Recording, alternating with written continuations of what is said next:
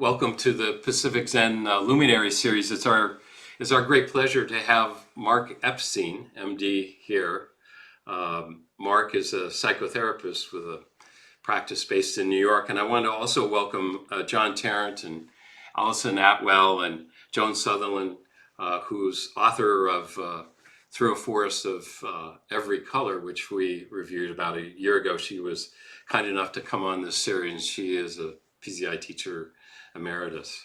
And welcome to all you. And I also want to thank many of you who served as patrons for this program to pay just a little bit more than the door price so we can pay our authors, which is very, very important to us.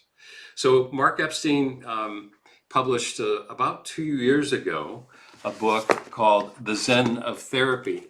And what really brought my attention to it at first was that in the book, he brought in a fair amount of reference from Jon Tarrant with regard to working with koans and how koans can uncover a hidden kindness in life, which is the subtitle to his book. But also, as I read through it and I read some of his other works and I listened to his talks, what really appealed to me was Mark's soft edge, in a way, against the universe, where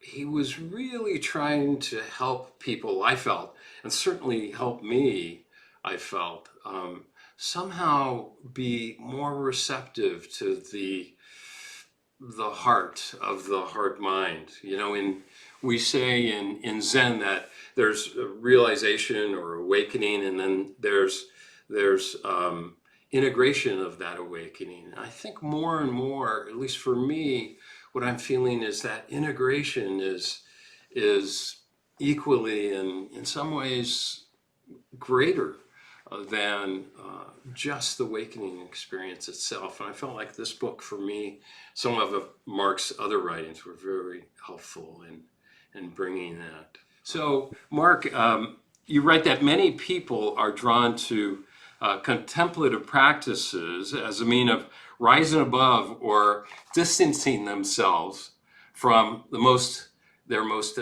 difficult emotions. And they bring meditation, or they see meditation as a way of becoming calm, clear, removing themselves from tumult and the chaos of life. And when I look back on what brought me to meditation, in many ways, I really don't know. It was something probably much deeper than that. But I was also attracted to the fact that Zen is based on a language that I couldn't understand, and based on koans that I couldn't understand. We faced the wall at that time and didn't have to look at anybody, and then we couldn't talk to anybody. In a way, avoidance. But I wanted to ask you, what brought you into this practice so many years ago? The Dharma. Well, I could answer it in a number of different ways, but I'll tell you the actual facts, which were I had just gotten to college, and I was picking my courses for my first semester in my freshman year, and I met a very nice girl who was taking Introduction to World Religion. A class I had never considered taking, never crossed my mind to take this class. But she was taking it, and we had very few requirements, but we did have a humanities requirement. It satisfied the requirement. So I decided I would take that course so I could get to know her. And the first semester was Eastern religion, and the second semester was Western religion. And so the first semester was Taoism, Hinduism, and Buddhism. And we read the Dhammapada as the text for the Buddhism section. And it was like, speaking directly to my mind. The mind is like a fish thrown on dry ground, flapping, thrashing all the time, an untrained mind, an unquiet mind. And so I was hooked, so to speak. the section at Harvard where I was, there was one lecturer, an old esteemed professor of religion, and then the graduate students ran the sections. And the section person that I had was a woman named Diana Eck, who went on to write. She became a pretty well-known professor of religion and wrote a big book about the Indian holy city of Benares. But anyway, I went once I found the Dhammapada, then I was hanging out in the spiritual bookstore in Harvard Square, which was called the Sphinx, which was an underground bookstore, which was full of books about astrology and Buddhism. And I very quickly found a book by a rear admiral in the British Army who in 1958 went to Burma and studied Satipatthana, studied mindfulness with Mahasi Sayadaw, who I had never heard of. And then I found a little book that Stephen Levine had published. He had a press called Unity Press, and he had published a book of Mahasi Sayadaw's instructions on Satipatthana, on mindfulness, which I started to read. And then the next year, I took a psychophysiology course, and my section person was Daniel Goleman, who went on to write Emotional Intelligence and become the psychology writer for the New York Times, but by then had already been in India with Ram Dass. And I could tell when I walked into his classroom, because he had long frizzy hair and was wearing purple bell-bottom corduroy pants, that he had something that I wanted.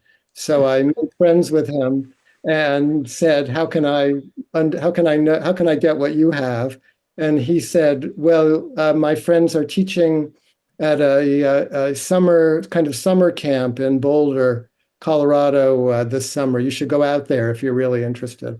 So I did, and met Ram Dass and Joseph Goldstein and Jack Kornfield and Sharon Salzberg and the whole New York art world and poetry world and the West Coast Zen world that were all converging there.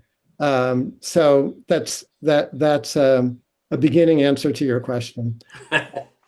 Sorry to go on so long. No, no, I love it. I, What an amazing time. Yeah.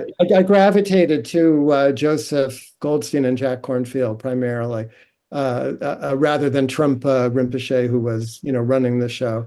And there was something about the practicality and simplicity of their teaching that I think had attracted me in the first place back in the underground bookstore. And I started sitting with them. I did a number of retreats with them over the next few years, and traveled to Asia with them, and continued from there on. And eventually you entered medical school, and then, if I recall, you went back to was it India, where you met the Dalai Lama, and you were attracted to the practice, whereas your mentor at Harvard Medical School was attracted to the science, and so that's where you began to split. Yeah, I can give you that whole story too if you want. But the nice thing that happened to me, and this so rather unique, at least at that time, was that before I had any inclination towards going to medical school or becoming a psychiatrist, or really before I knew anything about Western psychology, I was pulled into the Buddhist world. So I was that really is what informed my mind. And eventually I was like, oh, I have to figure out what I'm going to do with my life and how to earn a living and so on. And that's when I decided to go to medical school with the idea of becoming a psychiatrist. But that was already some years after these initial experiences that I'm telling you about. So all my Western training really took place through the prism of Buddhism, I would say. I learned about Western psychiatry, always kind of wondering, did this fit with what I had already found in the Dharma? Yeah, yeah. You talk about emotion a lot, again and again and again, and in this very inclusive way, and we'll touch on on the shadow, a little bit later, hopefully. But one thing you say is, if it's going to be of any help, that we have to actively engage with meditation as an art rather than subjecting ourselves solely to it as a science, and that seems to be so clear in your work of meditation as an art, really. Well, maybe I can emphasize that because I do have the medical training, and I was around in those early years. You probably know who Richie Davidson is. The people who have since done a lot of important work on the neurobiology of meditation and of spiritual practice. They were starting to do their work. Richie was another graduate student at Harvard when I was an undergraduate. And as you mentioned earlier, I went to work early on also for a cardiologist at Harvard Medical School named Herbert Benson, who wrote a book called The Relaxation Response and did the first physiological work on transcendental meditation. He measured transcendental meditators and found that they were creating a unique state of consciousness that he called a wakeful hypometabolic state. So I was around all these quote unquote scientists, who were doing this important work that sort of proved to the Western mind that meditation was a real thing because it made changes in the brain. And that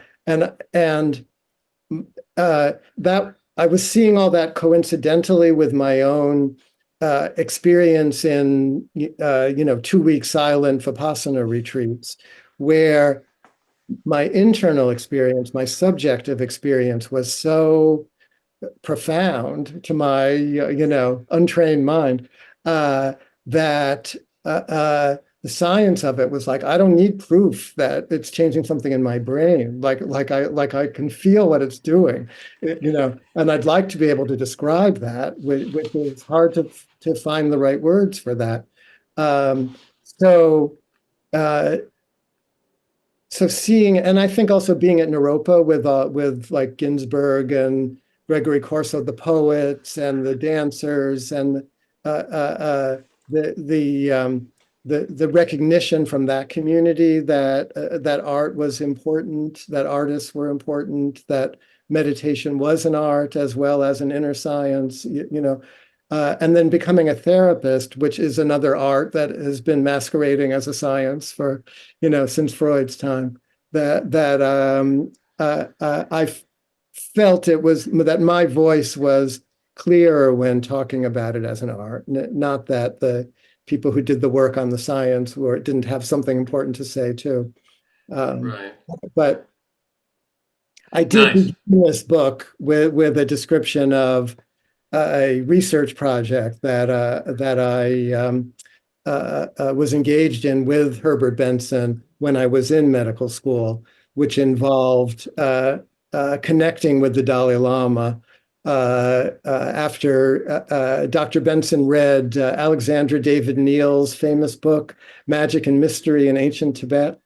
And I was like his point person, like his underground person in the counterculture in the Buddhist world, because I had known him since I was in college. I did a summer research project with him about the placebo effect. And he trusted me. And I would go out and do these retreats and go to Naropa and go to India and then come back and report to Dr. Benson. So he wanted to know if any of the stuff that Alexandra David Neal wrote about, like monks sitting naked in the Himalayas, drying wet sheets with the heat of their body, or monks who could fly. He wanted to know, he wanted miracles, he wanted to document miracles. Because that he had already documented transcendental meditation. So he was, hungry for more. So I said, I really don't know. I've never seen any of this, but the Dalai Lama I knew was coming for the first time to America because Jack and Joseph and Sharon had founded the Insight Meditation Society in Barre, Massachusetts. And they had already invited the Dalai Lama to come. I knew he was coming. So I said, to Dr. Benson, you like holy people, and the Dalai Lama likes scientists. So I bet with on the Harvard Medical School stationery, I bet you could get a meeting, which he did.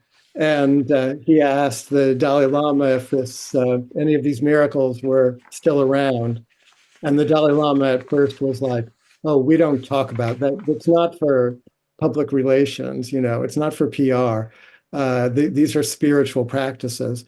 But then he sort of paused and relented, and he was like, "Well, maybe it would be of service, maybe if you came to India and documented this." He said there are yogis who do this heat yoga practice, the Tumo practice, and we could arrange for you to come and meet a few of them and take some measurements, and maybe it would be good for the Dharma, basically, is what he was saying.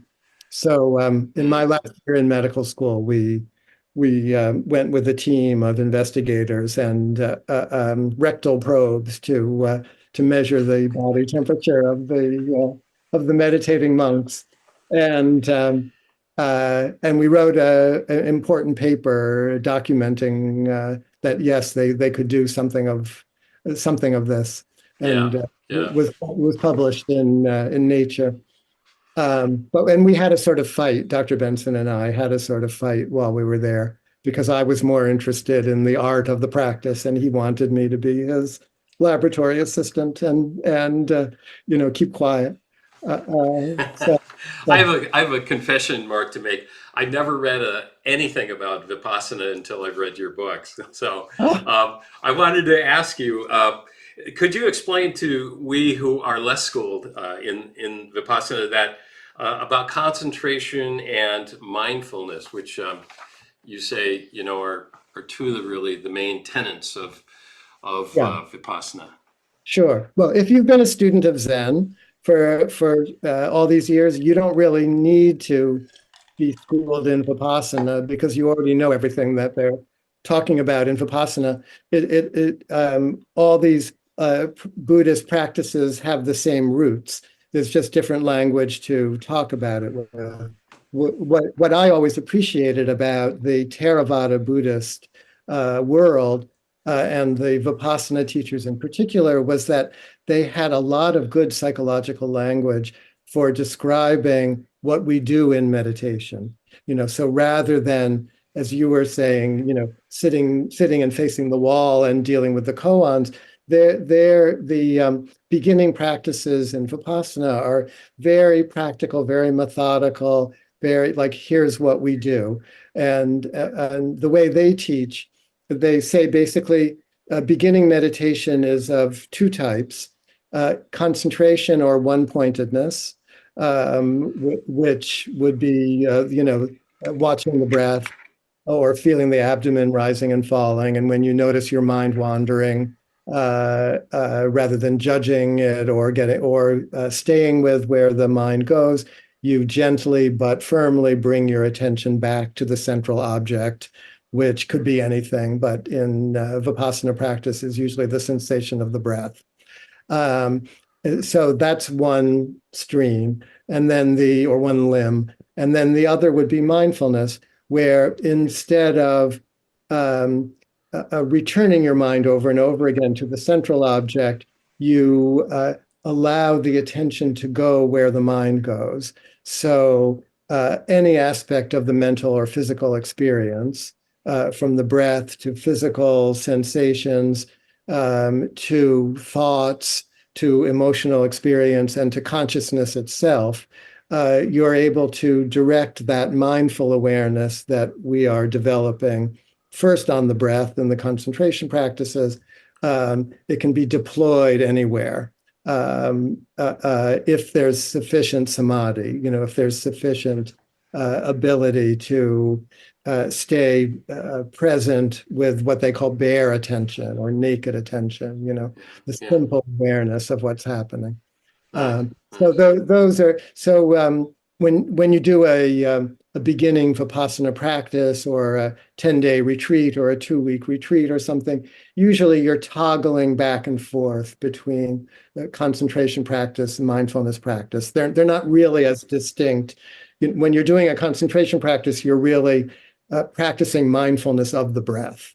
Okay. and Okay. then Good. gradually you expand the field of awareness. So there's mindfulness of feelings, mindfulness of thoughts, etc. And at a certain point, um, if you're practicing, with right effort, quote unquote, um, mindfulness gets established in the mind, and it has a certain self-sustaining power, and it begins to require less effort to be choicelessly aware of whatever is arising foremost in the moment. So it's changing objects of awareness. That's what's happening.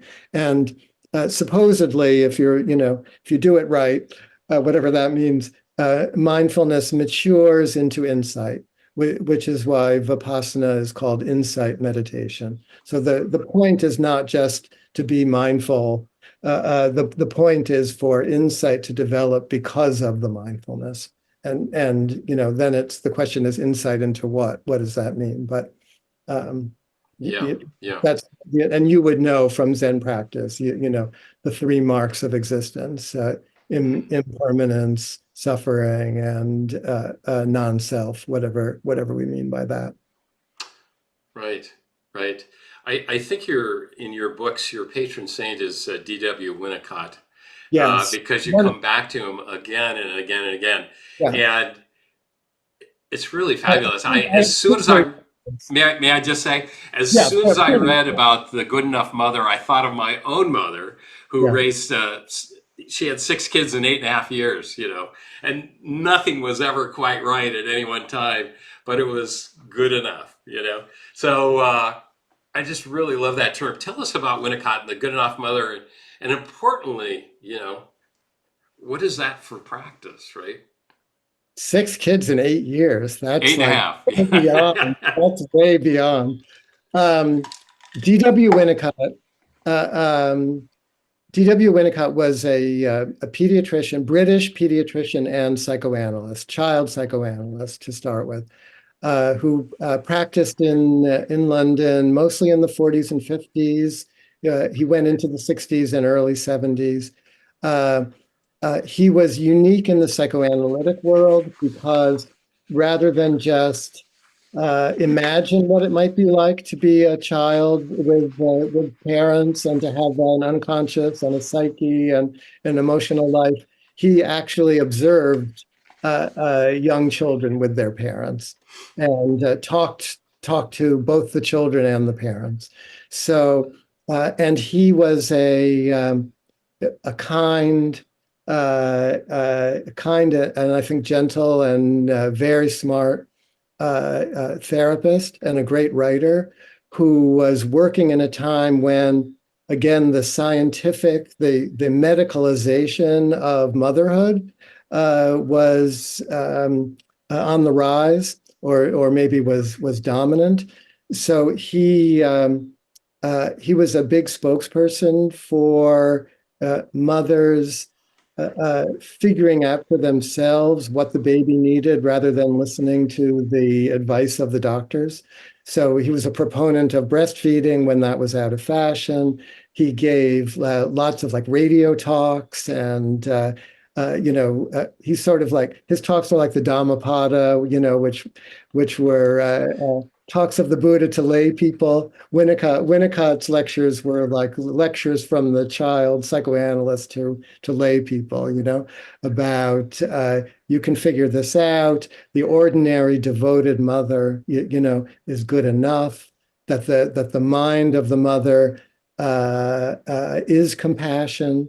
That the main duty of the parent, in his day, it was always the mother, but we've adapted it to the good enough, parent of whatever gender.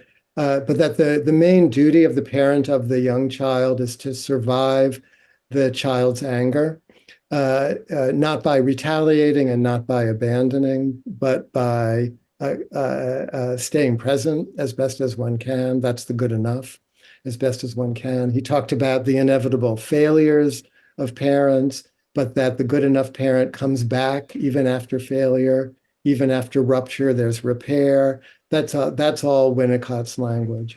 And But When I also acceptance of anger, right? And Oh, yeah, very much. He has a in fact, famous that's an important part of it. he has a famous paper that when I teach the Dharma, I always take this paper of Winnicott's out, which is like 18 reasons why mothers hate their babies. You know, That's not exactly the Donna Reed show, right? it's well, but for when you practice meditation and see your own mind, what you're seeing is your own criticalness, your own judgment, your own anger, your own sense of unworthiness, your own shame. And as I think you were mentioning at the beginning, some people come to meditation trying to jump over that, trying to leapfrog over the confrontation with all of that very personal kind of material.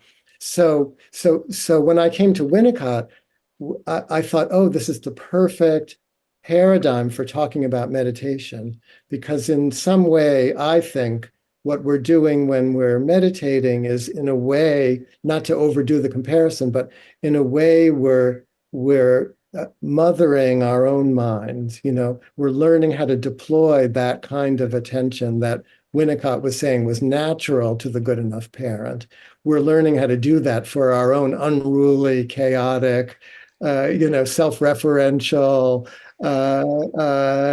obnoxious minds. Yeah, Uh, you had a patient, Alexa, who you had this great anecdote where she got really angry at her little 3-year-old son. She says, "You think that the world revolves around you," and the son goes like this, and he says, "Does it move, mommy?" it moves. He said. She was like, oh, my baby. Yeah, and how, to me, I mean, we've got koans about this. For me, like there's a koan Daisu Shiso Buddha where, he meditated for how many kalpas and he couldn't get enlightened. And somebody asked, well, why couldn't he get enlightened? Because he was the unenlightened Buddha. He was the good enough Buddha. The good enough student, the good enough teacher, the good enough therapist. It's just this great. Larry Shainberg? Have you ever read any of Larry Shainberg's work? Mm-mm. He's a Zen student in New York. He wrote a beautiful book called Ambivalent Zen, which was about his relationship with he had a Chinese Zen from Taiwan, I think, a Zen teacher. But then he wrote another slim volume, the conclusion of which he's doing an intense meditation with his one-on-one with his Zen teacher, and Larry he finds himself shaking like in an anxious way, and the shaking won't stop, and he comes to the teacher, and he's like, what what, help me stop the shaking, and his Zen teacher says, Larry-san, shaking is your true nature. Yeah, He tells it much better. He tells it better than I'm telling it, but that's great. but, but I That's always great. come back to that. You know, there is, I don't want to get on this koan train, but there's another one where a student comes to the teacher just like that and says, teacher, I'm alone and poor and destitute. Help me. And the teacher says, Venerable say. And he says, yes. He says, you've already had a glass of the best wine from Napa Valley, and yet you say your lips have not been wetted. So just that shaking itself, just that, is that's the expression. Yeah. Um, and so I'd like to just touch on work in the room, what we call work in the room. And I was really this book, Zen of Therapy. It's a year really of stories and anecdotes with your clients and patients. And I was really struck by how you approach what we call work in the room. And I saw some real parallels with how we do dokusan, which doku means alone or singular, and san means to go. So it means to go singularly to the teacher for instruction. And I just like you said that each person is like a koan I cannot solve with my rational mind. I have to give myself over completely while staying very much myself, to let their koan and my response to it become one thing. And when this thing fills the interpersonal field and we talk about the field, we talk about the vessel, holding the vessel, the hidden kindness of life present in each of us gets revealed. Talk to us perhaps about your work in the room. I didn't know you had that phrase, the working the room. So that's interesting to me. Yeah, I think John or Joan crafted that one. Oh, it's good. Yeah, it's good. In the Vipassana world, that where I've done my practice, uh, when um, when Jack and Joseph and Sharon, when they first started out teaching retreats, we would come in for a 5-minute interview, sort of, a couple of times during the silent retreat. So there was just a tiny bit of that actual personal interaction. But then the retreat started to get so big that there's no way they could see everybody in an ongoing way.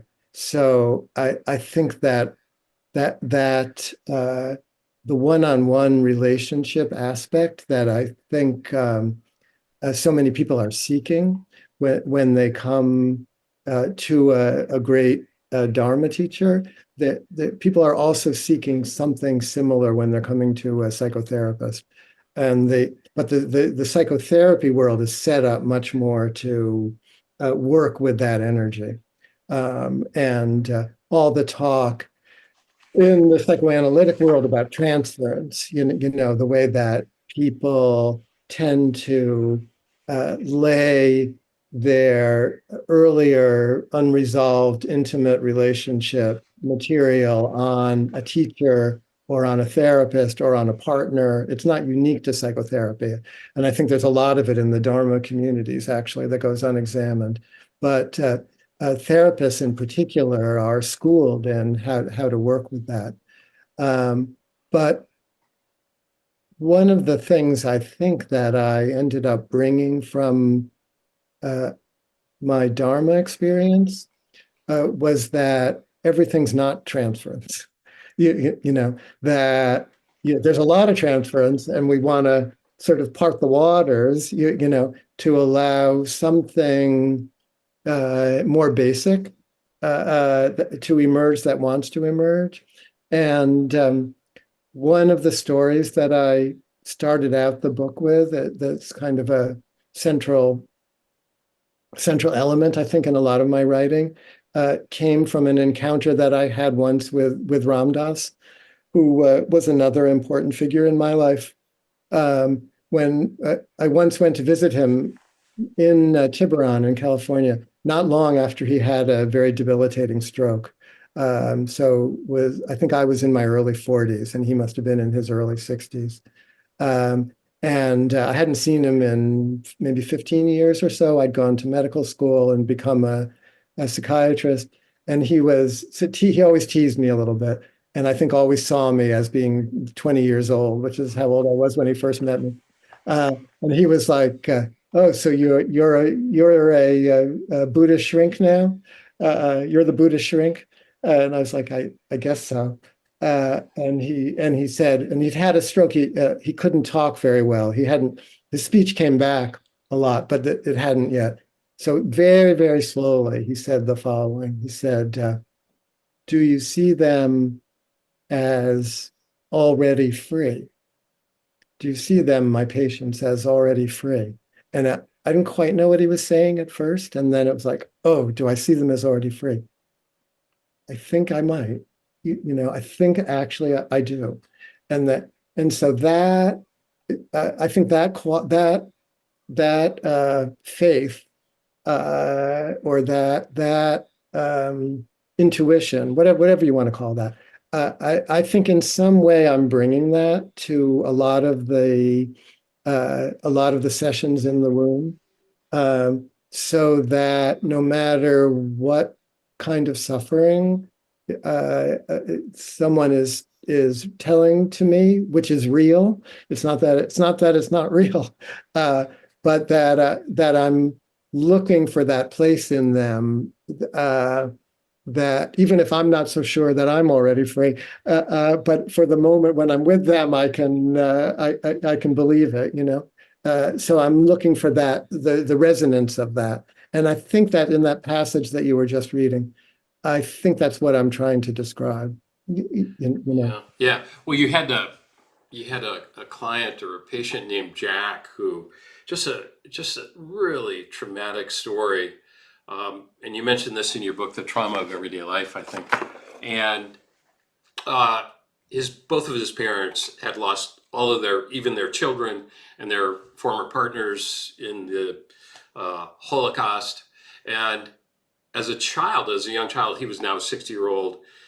He had absorbed so much of this shame and this tragedy. And you said a really interesting thing. He wondered how he could ever be healed. And you said, you are the healer itself right now. You are the healer, you know, and which is very much like that. You are already Yeah. free, right? Yeah, that was the first session that I wrote down for this book, for the Zen of Therapy book. That was like when I was, what, I don't know if I have another book in me. I already wrote it, everything I think I have to say. But then I had the idea, oh, everyone's always asking me, how does Buddhism really come into the way you work? Do you teach your patients to meditate? Do you meditate together? Are you being mindful? And I never felt like those questions really touched what was really going on. So I had the idea, oh, what if I try to just write down one session a week where something dharmic happens, And that session, I was just beginning to have that thought when this thing with this patient who's both his parents survived the Holocaust, but they had had kids before the war who got killed. So, and they met each other in a repatriation camp, and walked from Germany to France, and ended up coming to Brooklyn and having this one child, post everything. And he grew up sensing his parents' sadness, but they would never talk about it. And he, as a child, would always felt like, oh, what could he do to make the parents feel better? He'd be like, was I a good boy today, kind of thing. But never could breach the gulf, And then many, many very successful, brilliant, brilliant guy somehow found his way to me. And this session happened where he's like, will I ever be healed? Can I ever be healed? And it was so clear to me that, what a miracle that the parents had had him, after everything that had happened, losing their spouses, their children, that even if they couldn't um, be the open, overtly loving parents that maybe he was wishing for. What a gift he had already been, So I was like, have you ever heard of Kuan Yin? Which he hadn't. And Kuan Yin is also Avalokitesvara in the Buddhist world, in the Tibetan world. Thousand armed, and Kuan Yin, she who hears our cries, So I was explaining the goddess of compassion, or the bodhisattva of compassion, and trying to show him. You might even have a Kuan Yin next to you, right? I So, do. Yeah. so, yeah, yeah. Um, anyway, so it was a profound. It didn't exactly like heal everything, but it was a memorable. It's a touchstone for us in our relationship, and I think it touched him. Yeah, and I'm impressed by the creativity, that you bring into the room and the spontaneity. Like there's this Monica where she comes in and she says, I'm on this sailboat in the middle of the ocean and the broken mast, and I'm just holding on for my dear life. And you said, didn't you know, Monica, that you are the ocean too? Yeah, good for me. Right. Um, that's the exciting thing about being a therapist is that you do have to be um, spontaneously alert in order to make a difference, And so much of it is improvisatory, but however you say that word, so much of it is an improvisation, because Yeah. all that is to work with is what's happening in the moment, you know, or that's how I tend to work. I'm not that good at remembering all the details. But usually if I need a detail from the childhood, it will come.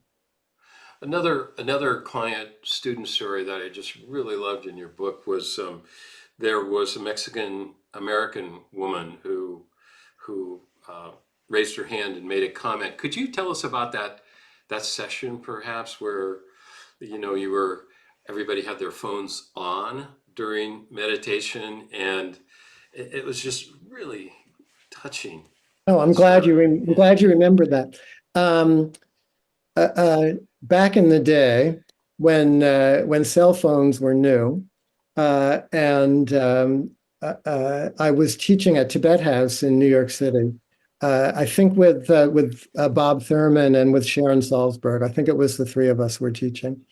And one of the things that I would often do would be to teach a beginning mindfulness exercise based on the work of John Cage, the musician and composer John Cage, who was a Zen student, but resolved that he had already given his life to music, so he wasn't going to do any sitting meditation. He was going to try to express what he learned from Zen through his music by not pushing away the unpleasant sounds and not clinging to the pleasant sounds, but by seeing all sound as music. So have always found that incredibly inspiring and tried to apply it to the world of emotions, where instead of pushing away the toxic, difficult emotions and holding fast to the blissful, joyful, happy ones, that I've tried to see everything as valuable and everything as material for awakening. So in order to demonstrate that in those days, I would ask everybody to take out their phones because everyone was used to, you know, hush, hush, put your phones away, don't bring them into the movie theater or the Dharma hall or whatever. So they would all be I would say, take out your phones. Everyone would get ready to turn them off. And I would say, turn them on, turn them on so that there's a good ringtone. And in those days, people weren't texting or emailing so much yet. People were still calling on the phone. So it was if there were 50 people or 80 people or whatever in the room, and we were going to sit for 20 minutes, there was a good chance that many phones would be going off. So I would ask everyone to turn the phones on. We'd sit quietly. I would read some material from John Cage about all sound being music and if someone gets bored sitting after 2 minutes, try it for four. And if still bored, try it for 8, 16. After a while, you find that it's not boring at all, but very interesting. Stuff like that. Um, and and the phones would go off, like randomly, and it sort of keep you sort of like the stick in Zen practice, like the phone would wake people up if they were starting to fall asleep, kind of thing. So we did a session like that, maybe 20 minutes, and then came out of it, and any questions, any comments, and everyone's reluctant to say too much, but a few people raised their hand, and this one woman raised her hand, and she said, I have to tell you, my father died about 6 months ago, and he was sick for uh, a year or so before that. And I told him, I was working, but I always wanted to hear from him. So I put a special ring on my phone, so I knew if my father was calling, a certain song would go off. And she said, since he died, I haven't been able to hear that tune. I haven't been able to hear that tune since he died. But while we were sitting, somebody here had that tune as their ringtone. So it went off during the sitting. It wasn't hers, just a random person in the back played her father's ringtone. And she said it was the first time that I've been able to hear it. And it brought back it got me over my fear and made me feel my love, basically, for my father. And so I wanted to thank everybody for giving me this experience, kind of thing. Um, so That's That's That was really the best cool. thing that ever happened out of one of Yeah, those yeah. meditations. Yeah, Did you want to read a little bit of the John Cage? Does that sound good? I'd be happy to.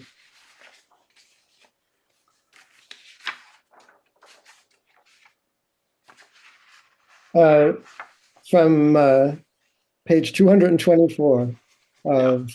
of the Zen of Therapy. I'll read you a couple of bits from it. In talking about the influence of Zen Buddhism on his approach to art and music, John Cage had a very interesting point to make. I thought about it a lot when speaking with a patient of mine because his point applies to therapy as much as to art and music.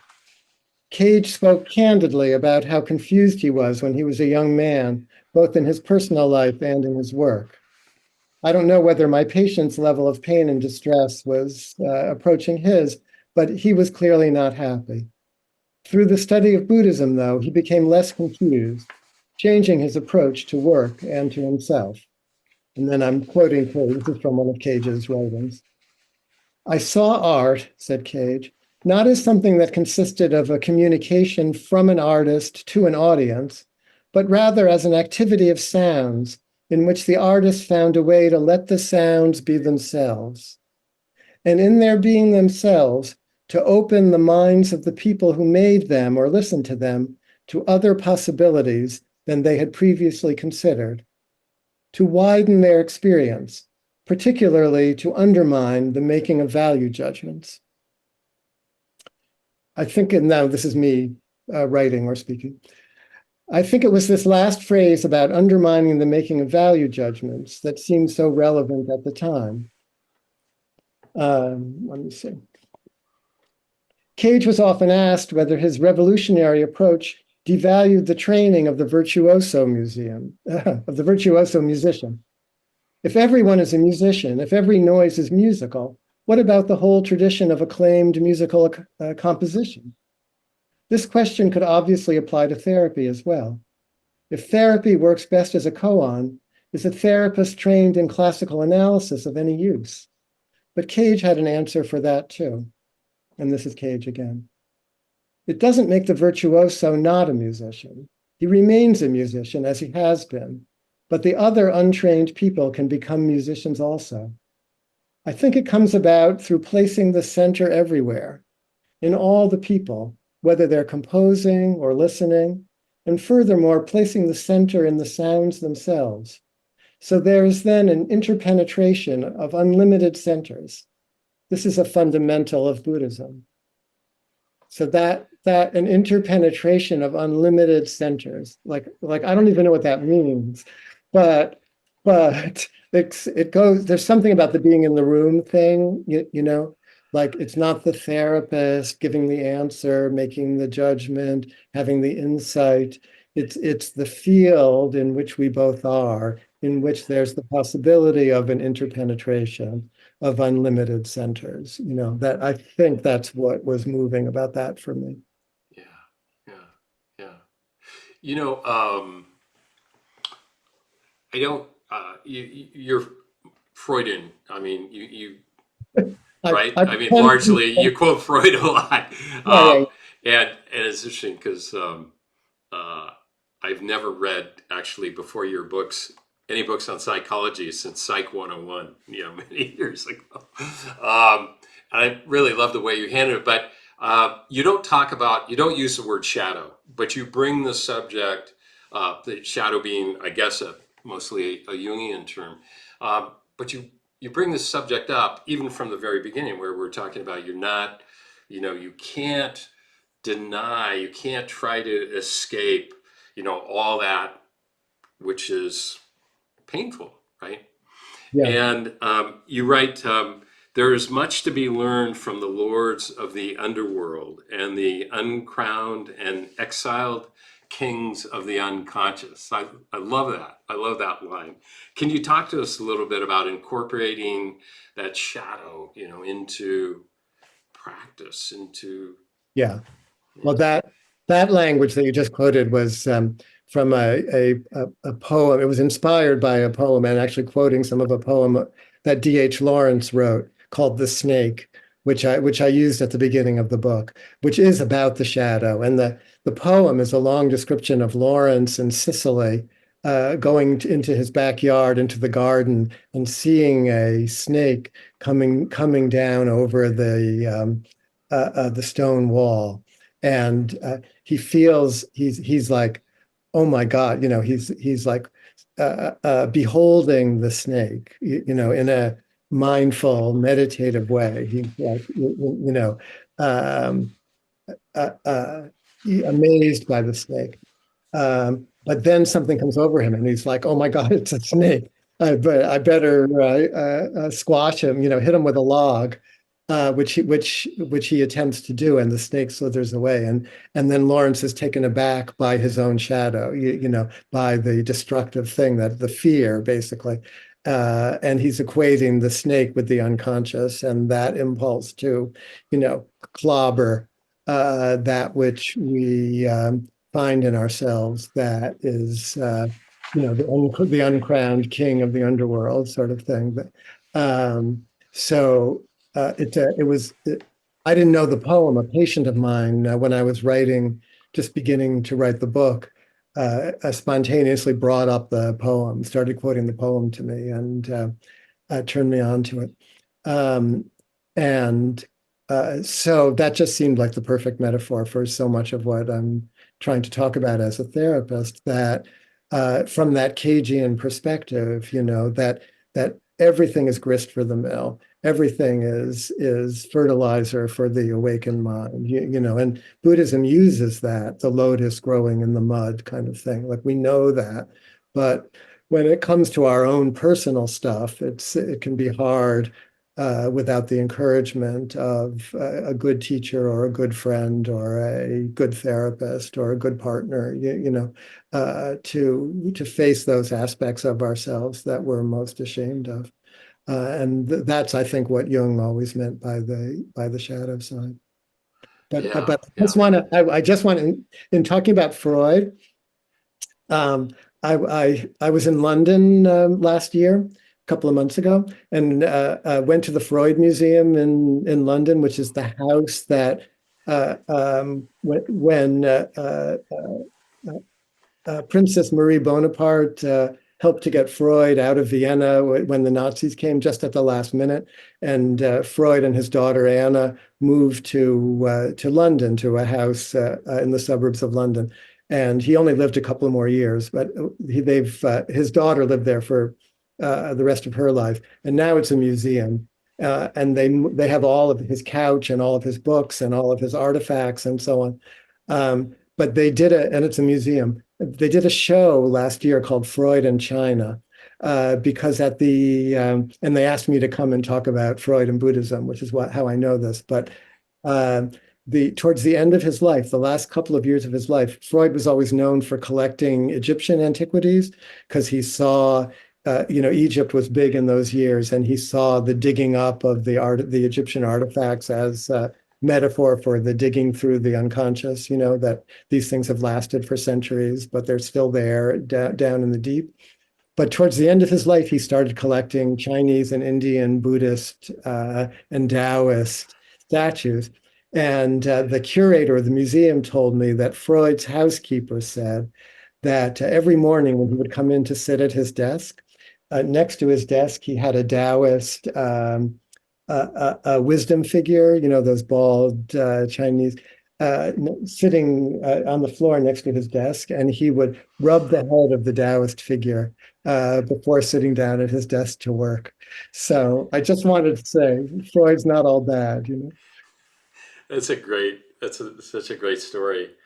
Uh, a couple other things I'd like to touch on briefly before handing off to John and Allison and Joan, is you stress the female aspect, and Winnicott is big on this.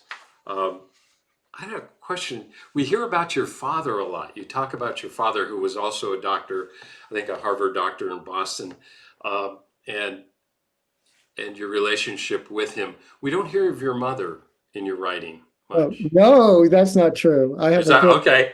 A I couple of stand good, corrected. I wrote a good in the trauma book. Um, there's a piece that started out as a like an op-ed in the New York Times that was called the trauma of the book is called The Trauma of Everyday Life, and that piece was called The Trauma of Being Alive. And it was a story about my mother, um, about me playing Scrabble with her when I was like 8 or 9 years old. And the Blue Webster's Dictionary that we always use to look up Scrabble words, I opened up, and there in my mother's handwriting was her name, Sherry, but with a different last name that I had never seen before. And I was like, what's this? And she revealed that she had been married in her 20s. Only I had never known about that. And her first husband had died, but before my mother was 30, her husband died of heart failure. But I had never known because my father didn't, was put off by that history. Didn't want knowledge of that around. Um, and my mother gave all her wedding pictures from the first marriage to her sister to keep, et cetera, and we never knew. Um, but after my father died, part of the grieving that my mother had for my dad, who she'd been married to for 50 years or whatever, um, uh, in that grieving time came a lot of stories about the first husband and the trauma that hadn't really gone away. But was speaking of the underground and the shadow and so on. So so that's one big story that I've told about my mom. And subsequent to that piece being published in the Times, an old friend of my mother's, who was still alive, a guy who, as a couple when they were in their 20s in college or out of college at Ohio State, he had photographs of my mother and her first husband and his wife when they were young, and he sent me a package with these photographs of my mother. Your parents' life before you were born is like a koan in itself. It's That's great. like the That's song One Hand Clapping. So Winnicott talked a lot about the feminine aspect and how and you're right, how it requires meditation requires surrendering or empowering one's female aspect. I personally think that the empowering of women in within Zen and perhaps within Vipassana has been maybe the greatest thing Very in the important. meditation movement, Yeah, in a half century. Um, yeah, what important. are your thoughts? Well, what comes to mind in hearing you say that, in somewhere in one of these recent books, I think it was in Advice Not Given, I told the story of being on retreat at the forest refuge, and where I often go to practice Vipassana, and the way those retreats are structured, twice a week for 10 minutes, you go in and talk to whoever the guiding teacher is at the time. And I remember um, I was chasing, in a way, I was chasing this feeling that sometimes comes on retreat, where when the concentration is good and the body starts to feel very light, and sometimes I would see flashes of light and feel a joyful feeling in my heart, love it, a lot of love. Uh, Only it wasn't happening, but I knew it sort of should be happening, or why wasn't it happening anyway? And I was, like bearing down a little too hard looking for it. And I went in and tried to describe that to the guiding teacher. And he sort of looked at me kindly and said, let her find you. And he gendered it like that, like let her find you, let her find you. And I was like, oh, this guy's got a bead on me, like that he gendered it like that. So I immediately was like, love this guy. But there's some quasi-erotic. I mean, this is from the male perspective. I don't know how applicable this is to everybody, but there's some otherness that also is a part of us that I think it becomes sometimes, plays peekaboo in our inner experience, the deeper we go in the Dharma, that could be gendered in this way, probably ultimately isn't or doesn't need to be, but from the unenlightened perspective, maybe it still is. But I think basically that the holding capacity of the mind, to back up a little bit, the holding capacity that is natural to a mother that Winnicott talks about. You're not going to push the baby away. You're not going to reject the baby because of what, even if he or she is trying to attack you, bite you, throw up on you, etc.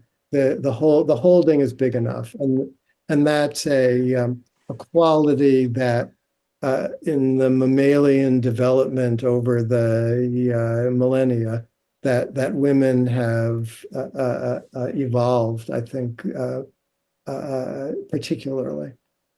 Yeah. The translation of Chinese translation of heart, Shin, which is very common, it is both mind and heart, and mind being awakening, heart in a way, bringing the heart forth. And you talk about the Lanka Sutra, But I'd like to turn it over to John Tarrant and Allison Atwill and Joan Sutherland for your thoughts or comments or questions or anything right now.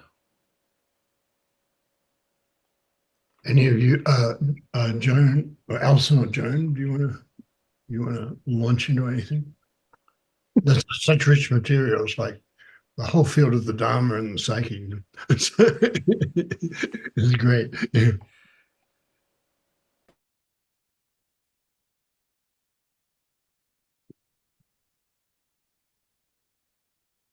Allison, do you have something?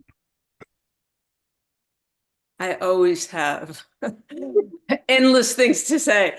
Let's see. There were so many things that you brought up, but I want to come back to one of the things you were talking about was the art of psychotherapy, that aspect of it, and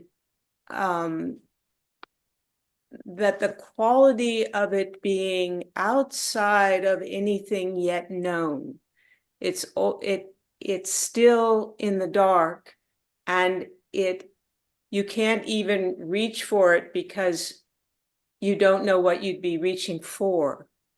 And you were talking about Jon Joseph was asking you about one of your clients who his parents had been Holocaust victims, and you said that he said, well, when will I ever be healed? And what you did was what you in your book, and also in my experience as a teacher in Dokusan, that a student will come in with a particular form of suffering that feels incredibly intractable and repetitive, and that somehow the description you're responding from when it's an art outside of the person's description of the problem. So I think, yeah. So say something about that. I don't know that I have that much more that I can say that you haven't already said. I think you're describing it well. That the challenge, because we're all like that to some degree. We're all like that, and a thing that we feel is wrong with us that we wish could be changed. And so wherever people are stuck, that if it were easy to unstick them, there would, like life would be beautiful, so somehow either to turn what appears to be an obstacle into an opportunity, like that's the classic, thing in Buddhism, the five hindrances. When you start meditating, what do you see? You see the hindrances, the greed, hatred, anxiety, fatigue, and doubt. And so the trick is to turn those hindrances into objects of meditation themselves, rather than trying to get rid of them. And that with enough awareness, whatever it is will self-liberate. That's the faith aspect of practice, really. So how to get people, how to get someone like you're describing, who's fixated to some debilitating degree, to shift their focus, or to see the problem differently. And so those are the two meditative strategies, basically. Either you move away from the thing and come back to the breath, or you probe it deeply so that it, starts to break up under analysis. So how to be creative in the moment with somebody. Mostly, we're not successful. That's why out of all the sessions during the week, I'm just picking out one. But sometimes we strike a chord. And people tend to remember. They put up with a lot of nothing seeming to happen in therapy. But then what do you remember from your therapy? Oh, there are a couple of things that you said once, like really made a difference. So. Joan or John, you have questions or comment? Mark, thank you very much for your work. I was interested in going back to the beginning of your conversation with Jon Joseph about art and meditation. And I was wondering if we crossed paths at Naropa without realizing it. Maybe. Probably, yeah. At another event in a previous Kalpa, Thich Nhat Hanh convened a group of artists to get together for a conversation, basically because he had the thought that artists were going to play a really critical role in the transmission of the Dharma to Western countries. And one of the many things that happened during that time was that we would all be in a room together and a conversation would get going, and someone would have the job of ringing a mindfulness bell. Mm. And they tended to ring it just when things were getting really hot. And I mean in a good way hot, Mm-hmm. And then there would be an enforced silence for 10 seconds or something like that. And then we would pick up again. And I remember feeling at the time that this was the beginning of a conversation, and it felt like a missed opportunity in that one event. I got interested in how tension might become creative tension, which might become collaboration, which might become a kind of one way of viewing the world or even living a life. And I wondered about your thoughts about the relationship between the meditative mind and the creative mind, and what they offer each other, and also what they ask of each other. Well, somehow I think failure is one of the linking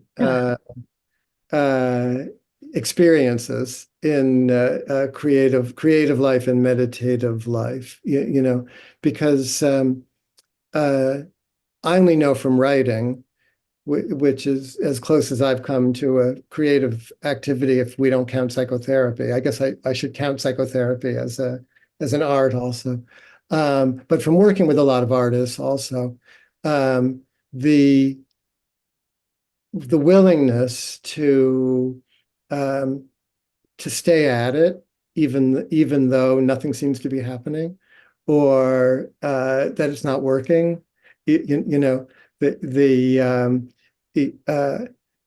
Like Allen Ginsberg's famous thing of first thought, best thought, like that liberated a lot of people. Like, oh, the creative, I can just trust the spontaneousness of things. But I don't think that's enough to describe what a true creative practice is, which is the ability, the willingness to show up just for the sake of showing up. And we do that in meditation. Like we allow ourselves to sit down and be with ourselves, even if nothing seems to be happening, and occasionally something does. But I think people with a real studio practice, with a real creative practice, are in some way inviting themselves into the same territory. And the same, eightfold path of right effort, right mindfulness, right concentration, right motivation, all of that seems to apply. Thank you.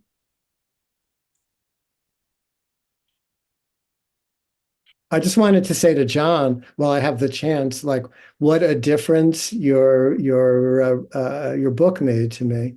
Gave me my subtitle, The Uncovering a Hidden Kindness in Life, but also all the descriptions of what a koan can be for the mind. I thought I had never seen such a clear, poignant, helpful kind of laying out of that kind of territory. So I was really touched by that, and happy to meet you, almost meet you in person here. Yeah, it makes me think, I come to the East Coast. No, really, come to Woodstock. I'm very touched. What am I thinking? I'm thinking about, like, failure has been kind of important in my life, I think so. And I think I have to trust that in my students, if I can be messed up, they can be messed up. And being messed up might be the thing that's needed and things like that. So I like that. Yeah. Well, I always felt, I felt very lucky that, as I was saying at the beginning, when I was young, I met all of these people who are my heroes, Joseph, Jack, Ram Dass, any number of people who I really looked up to. But I got to know them as friends as well as teachers, so I could see, oh, these are just people. They have all their own stuff, and seeing that gave me so much hope for myself. I really didn't have to pretend as much as I think I would have otherwise. And it was so generous of them to allow that kind of showing their human side. That I'm always grateful for that. Yeah, I think that's not well. As part of, you can't do the Jung talked about alchemy, but you can't do without the dark material. What Milton called the dark materials. Without the dark materials, you can't really. I found I can't really. So a lot of people. One of the tasks for me as a Zen teacher is someone comes in and they're all nicely smoothed out, and so I have to got to do something with this. Right. Like, where are you? And help them that way, So, Yeah. so it's like, and I know in the tradition in Zen, there's a lot of abrupt ways that I think obviously meant to break that up. And also the other thing is that sometimes, that thing about the patience with the cooking or the transformation process, doesn't seem like much is happening, but that's what's happening. and it may take time. And I think that's love, the kindness. I know it is love. Like, love is still like so forbidden to really talk about, but well, we couldn't do it otherwise, because we're giving so much of our own lives, and we wake up in the night with, oh God, I said that and they needed to hear this, or whatever it is, which is fine and good, and that's my life. But sorry, go on. I've done a fair amount of teaching, or like a little bit of teaching over the years with Robert Thurman. So he'll speak from the Gelugpa Tibetan tradition, and I'll come from wherever I'm coming from. But one of the things I've really learned from him, which I think applies to everything that we're talking about here, is that in order to understand the emptiness of the self, as the Buddha described it, that third characteristic of existence, of non-self, that in order to really understand what that might mean, we first have to find the self as we actually experience it, in our most personal, subjective consciousness. And that goes to the smoothed out student coming, and you instinctively feeling like you have to mess with them a little bit to see where they're really at. And I think when you get good at meditation, it can help you hide in a certain way from yourself. And one of the things that psychotherapy has going for it is that it's all about okay, where are you really? And making contact with that, a true kind of experience. So I felt, just conceptually, I found that extremely helpful, that in order to understand no self, you first have to find the self, as you actually experience it. And it's not a one-time thing. It's like Yeah, no, I get it. I know, yeah. Well, there's this interesting thing happens is that to trust the failure and the dark stuff, this person's disappointed, they're enraged, and still enraged, and whatever it is. And I think it's ridiculous, but they don't, and they're caught in it. And so I have to in some way be immersed in the process, the koan process with them. And I've got to let it come at me. And in a certain way, not tie me up too much, but in a way it be open to it, and like, oh, if I'm working with love, I've got to accept what, be penetrated by that, and be, be down there in it. And I think that's one of the things I like, actually. Yeah. And that my own the Tao does with me whatever it does, just the way it does with the student, whatever it does. Yeah. Well, allowing yourself to go into that place with them, that's and not needing a fix for it or something. Even for me, like, well, I've got to trust the universe. The universe does that shit. So it's like and one of the images I've been having lately is I know, as I get older, I notice that A, I'm sick more often, and B, I'm sort of more delighted. Mm-hmm. And I used to be sick, delighted, sick, but in some stages I stopped being different, and I like that. And one of my images was, instead of, I like to order my mind, I like to write, I like to, but not ordering my mind. And I think your book, and like Philip, you talk about Adam Phillips, so not ordering mind can be a wonderful thing. And image of a murmur, like my mind is a murmuration, things like that. Yeah. Well, the second book that I wrote, I titled "Going to Pieces Without Falling Apart," which I got from Adam Phillips, who you're referring to. Who Adam Phillips is another British psychoanalyst who wrote the first book about Winnicott that I ever read. So he's very influenced by Winnicott also. But that idea, which comes from Winnicott and from Phillips, that we don't have to be so organized all the time. That there's this experience of, as you're describing, the murmuration, which can be nourishing, and which we're in search of. And I think I don't know about non-self. I mean, I don't know about self, so I don't know about non-self either, I guess. But there's this funny thing that does happen when we're free, where suddenly we step into something vast, and it's like the galaxy's there, and it's like Krishna with a galaxy in his mouth, whatever it is, and it's a real thing. And I think I was really attracted to that, to Collins for that, because I realized, oh, I am that, and the tree is me, and that kind of thing. And I'm a sucker for that stuff. The koans opened that up for you. Yeah, I think that's one of the few things they're any good at, actually. Right. They're Yeah, not, but that's a big thing. That's a big thing to be good not at. actually that good at mindfulness and stuff. So, yeah, Yeah, yeah, yeah.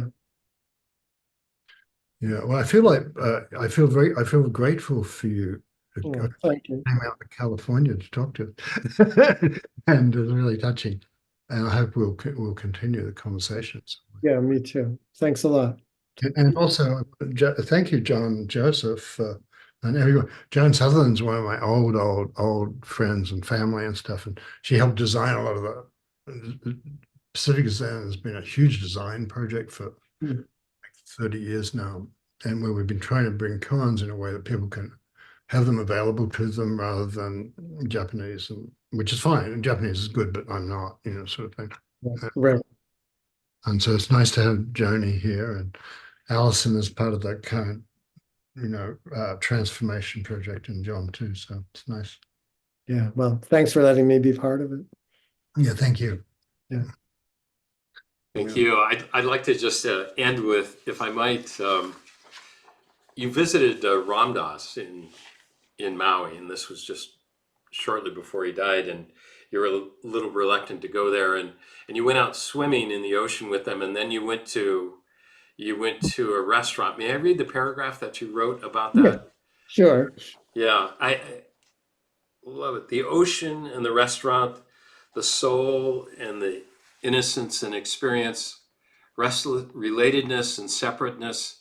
They are two sides of one coin.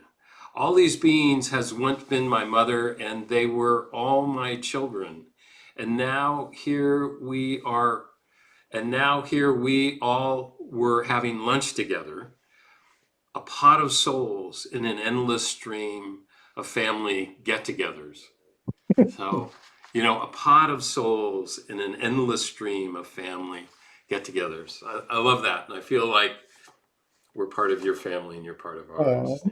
So, thank you so much for coming on, and Mark, and for sharing time with us. And it's really, we really appreciate your work, and it's really touched me. Yeah. Thank you. Thank you. Thanks to everybody. Good night. Good night. Great to see you.